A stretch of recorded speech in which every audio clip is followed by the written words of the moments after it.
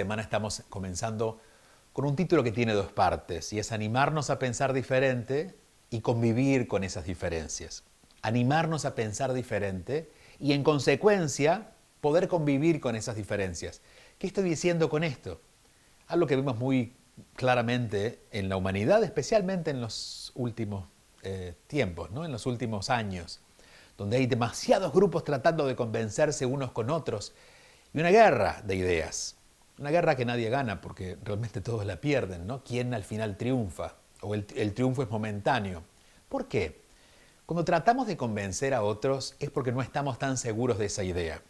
Es decir, no nos hemos animados a pensar por nosotros mismos. A veces no nos animamos a pensar por nosotros mismos porque en muchos casos no nos damos cuenta que podríamos tener esa opción. Hay personas que solamente se han quedado con aquello que han aprendido, con lo que debería ser, pero el alma siempre está diciéndonos, ¿y tu criterio?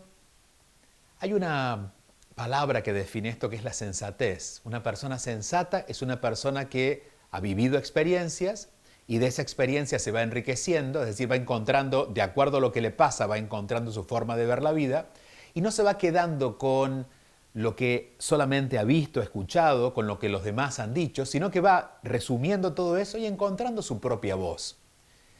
Diría que en esto consiste de alguna manera la madurez. Una persona madura es una persona que ha encontrado su propia voz. ¿Y cuál es el regalo? Bueno, primero, vivir auténticamente, pero segundo, nos quita esta presión de tratar de convencer a los demás, porque una persona que ha encontrado su propia voz está cómoda también con otras voces y sabe que puede ser un individuo en una sociedad o en un grupo, pero que no está en riesgo quién él es, porque ya sabe quién es. No tiene por qué convencer ni tampoco se siente ofendido cuando lo tratan de convencer, solamente escucha. Animarnos a pensar diferente trae ese regalo, ¿no? Que es estar en paz en un mundo donde todos pueden tener su propia voz y podemos respetar esa voz y aprendemos a convivir con esa voz sin que nos estresemos con eso. ¿Qué pasa? A veces creemos que asumir nuestra verdad nos pone en peligro. De hecho, la mayoría de las personas es la razón por la que expresan no decir su verdad o no se animan ni siquiera a pensarla, porque podría ser un peligro para la familia, para el círculo en que se mueven, pero yo diría que no hay mayor peligro que aquellas personas que se niegan a tener su propio criterio, porque al final por algún lado siempre salen y cuando salen explotan, y a veces justamente atacando a otros, ¿no?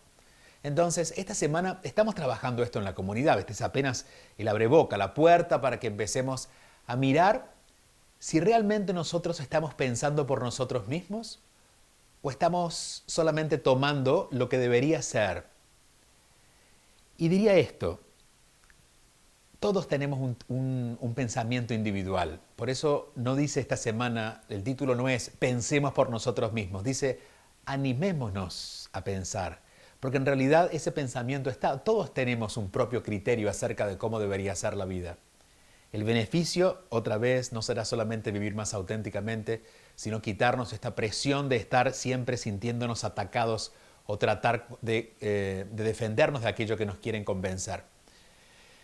Flexibilidad sería de alguna manera la palabra que ajusta esta semana y es entender que esa flexibilidad que estoy buscando con los demás radica en empezar a tener mi propio criterio, a ser sensato, a tener sensatez. Si queremos trabajar en esto, los espero. Tenemos toda la semana para trabajar en encontrar nuestra propia voz y en aprender a convivir con las diferencias con los demás. Esto es en nuestra comunidad, allí en juliobebione.com. Allí estaré.